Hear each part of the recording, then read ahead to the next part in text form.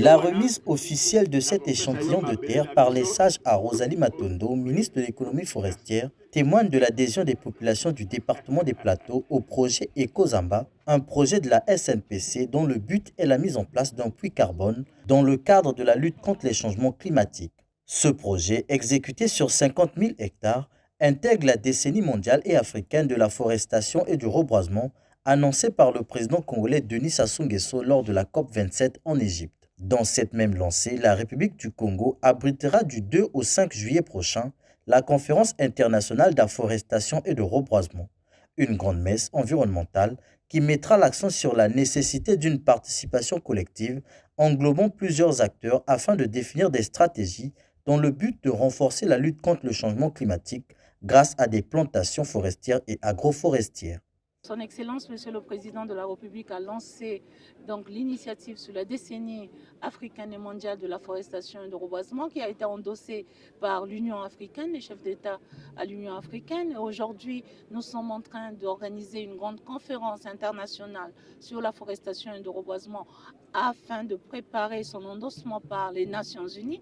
Donc aujourd'hui, c'est le moment idéal pour montrer que réellement le Congo s'est engagé en matière d'afforestation et de reboisement. Cette longue expérience que nous avons acquise depuis les plantations du Puy-Loup Pointe-Noire, cette longue expérience, nous voulons mettre ça sur la table pour que les autres pays, les autres nations puissent copier l'expérience du Congo. Et aujourd'hui, ce que nous faisons, c'est un exemple de l'engagement de son Excellence, Monsieur le Président de la République. C'est l'engagement de notre pays et aussi nous démontrons aujourd'hui le leadership de notre pays en matière de préservation de l'environnement pour la planète tout entière. Je suis d'autant fière, plus fière aussi que la SNPC aujourd'hui s'est la SNPC s'est inscrite dans le cadre des projets crédit carbone sur le marché carbone.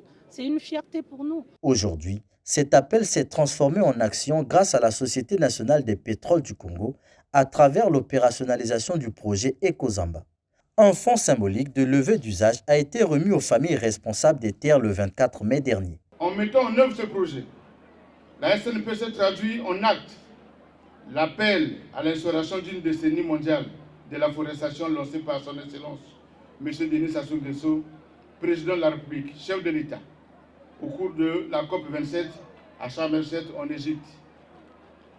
Prévu sur une durée de 10 ans, le projet EcoZamba vise à la création d'un massif forestier et agroforestier, puits de carbone naturel, sur 50 000 hectares, de différentes formes d'essence locales, d'acacia et d'eucalyptus, dans la zone de Ngo, Bouya et Gomboma.